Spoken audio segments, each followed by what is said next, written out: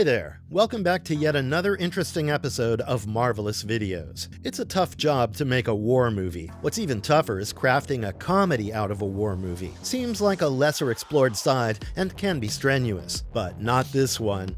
If you're a movie buff, you surely know about this film. Today we're going to talk about the movie Tropic Thunder, a movie that stood out for breaking the rules of a comedy. Created by Ben Stiller, where he worked as a director as well as a co-screenplay writer. We bring you 25 insane facts about the movie. But before we go into our explanation, we have a very small request. If you like our content, please support us by subscribing to our channel. This is a small click for you, but for us it means a lot. Let's begin. God damn it! No! Stop tailgating me, you pasted teabag! I'm going potty.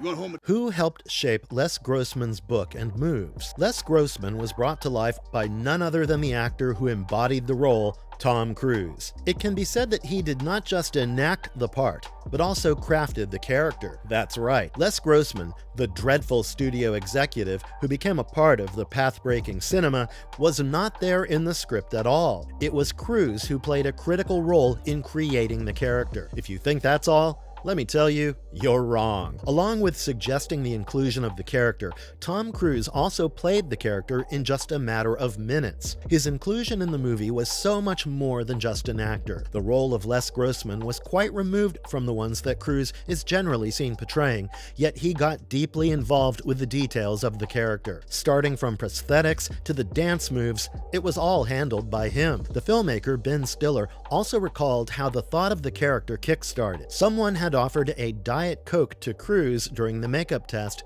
which led to his moves, and voila, Les Grossman surfaced. Okay, so now we're in rewrites, right?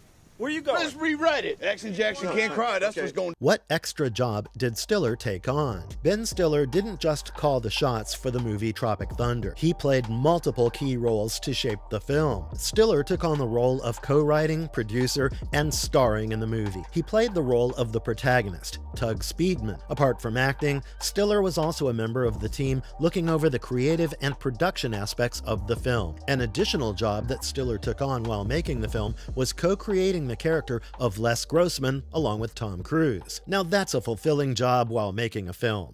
What? Then the tips you got? You know, it was like the pineapple. Give me that goddamn map! Fuck you! Why was Lazarus made Australian, not Irish? Kirk Lazarus, a white Australian method actor, was originally penned as an Irish character. However, Robert Downey Jr., who was playing his character, suggested that the nationality of the character be changed to Australian. Robert Downey Jr. had already mastered the Australian accent while working on Natural Born Killers. This worked as an advantage for him as he could improvise on the character. He underwent pigmentation alteration to enact the character. The Australian background also seamlessly complemented the character's demands. It helped to connect to real actors famous for intense acting scenes, such as Russell Crowe and Daniel Day-Lewis. According to the filmmaker Ben Stiller, the idea was to satirize such actors. You're Australian! Be Australian!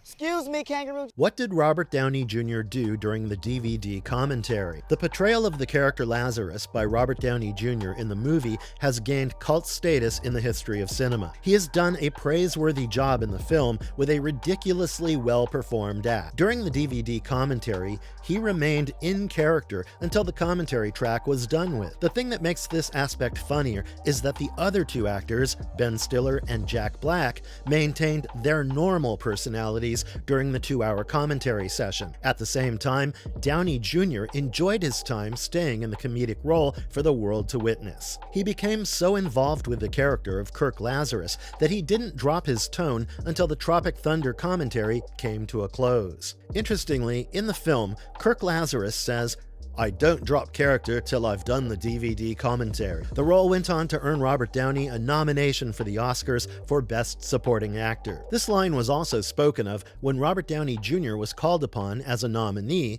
along with the fellow nominees. And it's a cold, hard world.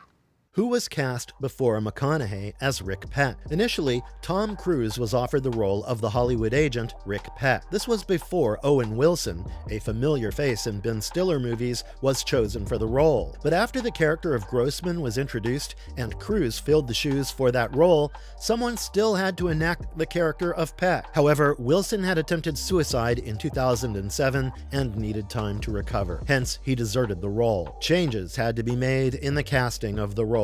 McConaughey was a last-minute choice of Ben Stiller to finally play the role of Rick Pett. Matthew McConaughey delivered a fine job on portraying the character, and the rest, as they say, is history. Following this, Matthew McConaughey was cast in more serious projects such as Dallas Buyers Club and True Detective. But if you think you can poach my client, $50 million, you know see simple jacket. What real group inspired the Flaming Dragon? While filming, Ben Stiller took multiple inspirations from the real world. He turned his imagination and shaped his fiction in a very interesting way. One such representation was that of the Flaming Dragon Gang. This gang was inspired by God Army, a real and existing guerrilla army based in Myanmar, made up mostly of child soldiers and headed by twin brothers Johnny and Luther II. In the film, the Flaming Dragon Gang is a Southeast Asian heroin-producing gang active in the Golden Triangle, famous for forbidding drug dealings. The portrayal of the group as a merciless, heavily armed military unit led by a child echoes the real-life reports of God's Army. God's Army was pretty infamous for the inclusion of child soldiers and rebellious activities in the 1990s. Ben Stiller used this inspiration to create a satire and also exaggerate war movies, seamlessly blending dark comedy with action. He tried to create a parody of the Vietnam War movies made in Hollywood. So, the Flaming Dragon is used as a fictional antagonist group that is based on a realistic and chilling example of guerrilla groups led by children, highlighting the film's satire of war cinema and the industry's approach to serious topics. Get here! Shit-taking cock! Where was the movie mainly filmed? The production team wanted a forest setting that could be used to film the comical war of the movie. The team decided to head down to Mexico to shoot, but eventually Stiller chose the Hawaiian Islands. This was purposefully done as it worked out as a double for Vietnam. Vietnam was the location where the movie within the movie was set. Tropic Thunder was mostly shot in two tropical regions. One is the Hawaiian island of Kauaii, and the other is the Kipu Ranch, situated on the east coast of Hawaii. Kauaii has served as the filming location for many other big-budget films, including Indiana Jones' Raiders of the Lost Ark, the 1976 adaptation of King Kong, Avatar, and also Jurassic Park. This ranch offers a double treat for visitors, welcoming them with views of the ocean and a monstrous terrain. Kipu Ranch, which is famous for its rolling hills and agricultural lands, is also open to the public. A trip to the locations of the movie Tropic Thunder is no less than a wholesome experience for fans looking for a refreshing vacation. The additional scenes were shot at Universal Studios in Hollywood. Leaf who treks alone through a frightening jungle. Suck on that, unit! How long and wide was the Kauaii shoot? Tropic Thunder was the first big film to be shot on the Kauaii Islands. The film contributed more than $60 million to the local economy. Tim Ryan, who was the executive editor of Hawaii Film and Video magazine, said about filming on the island, "I think Tropic Thunder will give Kauaii much needed and long idled publicity in the production arena. It should put Kauaii back on the production consideration radar." Filming lasted for 13 weeks straight, over 7 separate locations on the island. Most of the filming happened on private land, including conservation status designated corners. Most parts of the set and the bridge that were a part of one of the final scenes were crafted in 3 months. The opening war scene took a matter of 3 weeks to shoot, with the involvement of 50 stuntmen.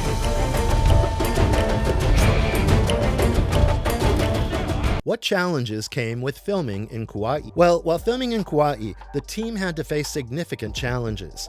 This was mainly due to the extreme weather conditions and the uneven terrain of the island. Kauai's diverse and dense forest locations, such as the remote Wailua Falls area and parts near Mount Waialele, is one of the rainiest parts in the world. Hence, the crew had to come across heavy downpour, excessive mud, and difficult access. The production unit had set up extensive sets, including a 100-foot wooden bridge and the Flaming Dragon compound in a steep, remote area, calling for the widening of of the roads for equipment trucks. The torrential rain and the mud made the shoot extremely difficult, but isolation was necessary to maintain the authenticity of the film. Apart from that, the presence of the wild animals posed unexpected scenes like the water buffalo Bertha giving birth while the filming was in progress. Despite the hurdles spoken of, the cast and the team found the filming experience highly rewarding for the film's success. No, I'm tripping. That looks like the POW came from after script, yo. Who cameoed as a helicopter gunner? The helicopter gunner cameo in Tropic Thunder was enacted by the co-writer of the movie, Justin Theroux. He is also seen in another brief role in the movie. In the other scene, he is seen as a disc jockey from Zoolander that is shown in a deleted scene. His appearance as a helicopter gunner works as an Easter egg that delights fans. It's also part of the multiple contributions he made apart from writing, enriching the authenticity of the film and also its humor through his on-screen presence, while also working on shaping the screenplay of the movie. I'm going to call you Half Squad. And you can call me. When did Ben Stiller come up with the idea of Tropic Thunder? Ben Stiller initially came up with the idea of Tropic Thunder in the spring of 1987. During that time, he was working with Steven Spielberg on the movie Empire of the Sun. Stiller played a small role as a prisoner of war. During the filming of this movie, he observed how the actors working on war movies often made their way through fake boot camps as part of their preparatory schedule. Stiller found it ironic that these actors would speak about the crafted military experiences as highly life-changing, whereas actual military men would have far more genuine experiences. He used this observation to create a satire involving actors about creating a war film who come face-to-face with real combat situations. Stiller worked on the screenplay for over a decade. That's a long time. Thus, the concept of the movie was born much earlier than the release of the movie. Charlie don't care if you're on break or not. Who did Ben Stiller think of casting as Speedman? Ben Stiller initially thought of casting Keanu Reeves for the part of Tug Speedman, the action hero struggling to make a mark of his own both on and off screen. Reeves, already known as an action hero from his roles in The Matrix and Speed, seemed a perfect choice to enact the character. The whole idea was that Reeves' persona would add a layer of irony as Speedman struggles with shadowed relevance and the need for critical acclaim. With the progress in the development of the film, Stiller decided to enact the role himself. This was basically to keep the creative control intact while working up on his comic timings. Stiller thought that he could bring a touch of satire to the character of Speedman, owing to his personal experience with the action genre of Hollywood. The change in casting not only helped in shaping the comedic tone of the movie, but at the same time helped focus on Stiller's willingness to push the creative boundaries by portraying a character that satirizes the prototype of a role that he often had to take on.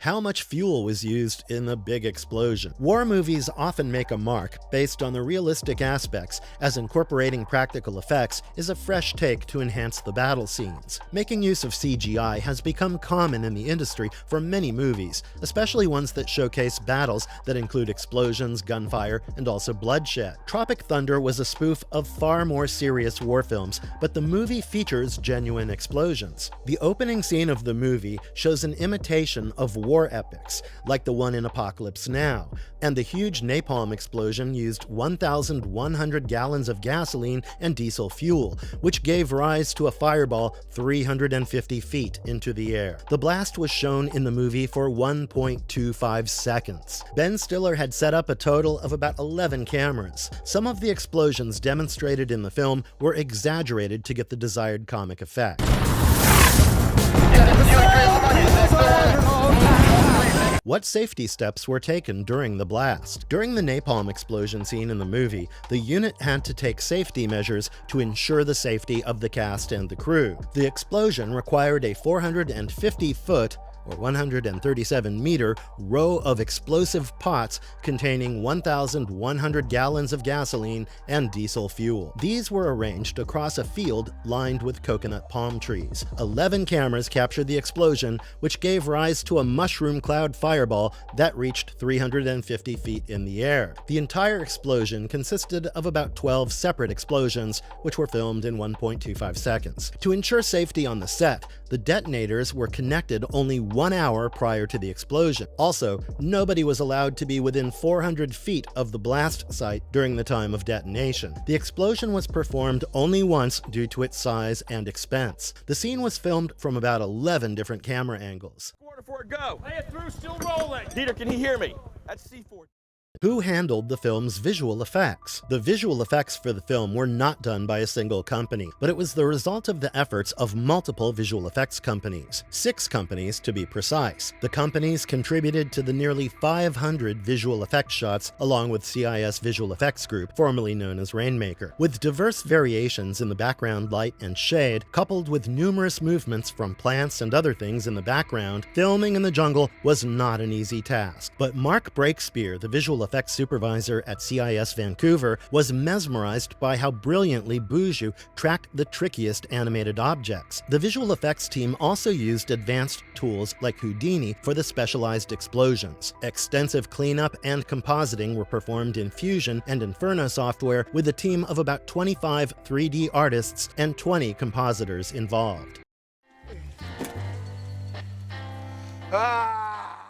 Did Tropic Thunder lead to angry protests? And the answer is yes. Another controversial aspect of the movie is the character played by Ben Stiller. The character played by Tug Speedman was previously known as Simple Jack. He was a comical character who was shown as a mentally disabled person. As part of the promotion for the movie, a mock-up trailer for Simple Jack was included on the Tropic Thunder website. This gave rise to an angry retaliation from the disability groups and also the advocates. Hence, the mock-up trailer was removed. DreamWorks was worried about the backlash and offered members of the groups a private screening of the movie. It was done in hopes that they would see the film and like it as a comedy. The private screening took place on the same day as the movie's premiere. And guess what? The people who attended the private screening were indeed offended. This led the disability groups to picket the movie's premiere, with the chairman of the Special Olympics, Timothy Shriver, referring to the depictions of disabilities in Tropic Thunder to be hate speech. Several of these groups went out to protest and bar people from seeing this film. But despite all these, Ben Stiller defended the movie, stating that Tropic Thunder is not about picking on disabilities. John, Sergeant, United States Army. How was Tropic Thunder received at the box office? Tropic Thunder was released in August 2008 and was an instant hit, making $196 million on its $92 million budget. It suggested that there are 2 factors that made the film a successful venture. It was released on the heels of fellow outrageous comedies such as 40-Year-Old Virgin and Superbad. And the other reason was that it was released at the end of summer, when the young folks had to get back to school. Paramount chairman Rob Moore stated that at the end of summer, kids wanted to forget going back to school, and going to see a crazy comedy is a good way of forgetting about those woes. It was also the second movie in 2008, after The Dark Knight, to hold a #1 spot at the box office for a period of over 2 weeks. In conclusion, Tropic Thunder was highly successful. Man, I'm thirsty. What was the original story idea? Tropic Thunder was always going to be a film where actors take themselves very seriously, but somehow the plot was altered. To begin with, the script was about actors who visit a boot camp and return with PTSD. Ben Stiller wanted to make a movie based on his observations where actors became too self-important and appeared to take their boot camp experiences for war movies way too seriously, as they almost believed that they had been to a real war front. The idea finally took the shape of a story where a group of actors making a movie on the Vietnam War make their way through a real dense jungle and come across danger, satirizing the Vietnam War movies and the Hollywood culture along with method acting. The co-writer helped to change the script into a satire of war movies while also taking a dig at the industry and the actors. Shit, Brooklyn be bagging and tags for getting the coot.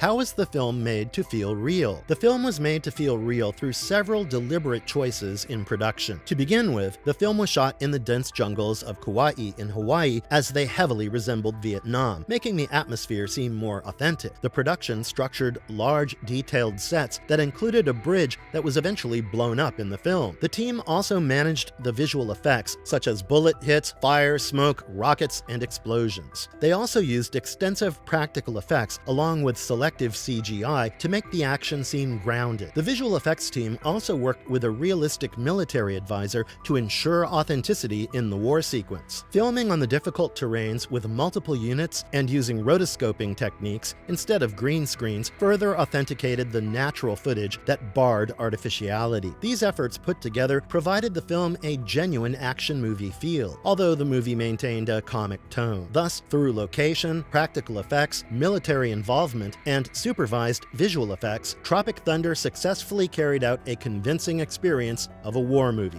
Ass back there. Make sure Damien ain't forgot how to use the talk box again.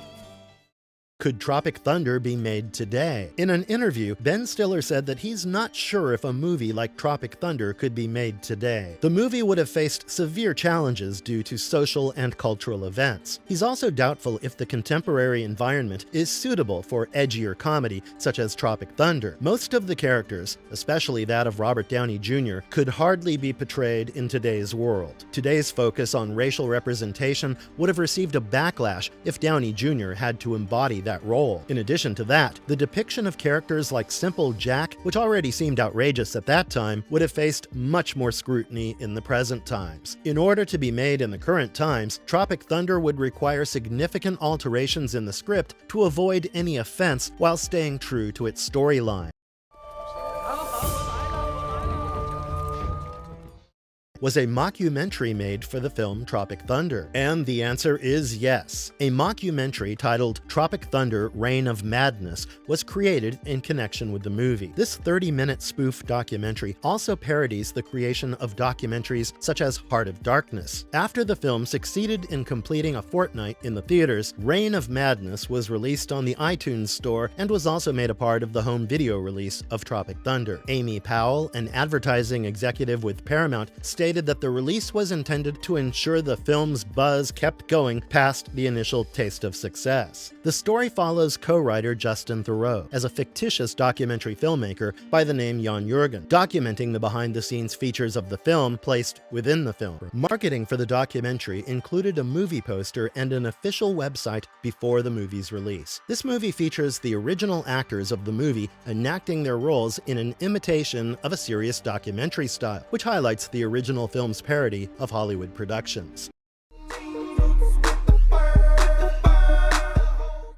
What song plays during the credits in the film Tropic Thunder? The song that plays during the credits in the film is Get Back by Ludacris. The track is featured in a scene that's quite unforgettable, where Tom Cruise's character, Les Grossman, shakes a leg enthusiastically as the credits start rolling. This dance sequence has become a highlight of the movie, and is also one of Cruise's standout performances in comic roles. Ludacris, the rapper behind the song Get Back, was involved very closely in approving the use of the song for this particular scene. Ben Stiller invited Ludacris to a private screening before the release of the movie to get a thumbs up for the song's inclusion in the sequence. The rapper appreciated the gesture as a sign of respect and mutual collaboration. What was the hype of the movie like? The hype of the movie Tropic Thunder was significant, generating widespread anticipation packed by its unique premise, star-filled cast, and a strong promotional campaign. The trailer of the movie became an issue that was widely discussed, and also went on to win an award for Best Comedy Trailer. The cast created a noise, with viewers excited to witness the comedic chemistry and performance that showed Hollywood in its excess, especially in its war movies. Critics and viewers praised the film for blending satire with comedy and action. The idea of making a movie on the Vietnam War pulled in an audience that gave them a fresh and unexplored side of comedy. So all in all, the entire idea, the promotion, and the star cast of the movie helped create a strong hype among the public even before the movie could get its release in the theaters. Marvelous verdict. So that'll be all for now. 25 insane facts about the movie Tropic Thunder. This was not just a comedy war movie, but it felt like a breath of fresh air amongst the serious movies generally made. Of all the facts that are stated here, which one particularly calls for your attention? Do you have anything more to say? Did we miss out on any interesting facts? Let us know in the comments below. Till then, enjoy watching this movie to find out your favorite fact. We'll see you in the next video. Watch this space for more. And if you liked our content, don't forget to leave a like and subscribe to us if you haven't already. Have a good one and be safe. Thanks, everyone.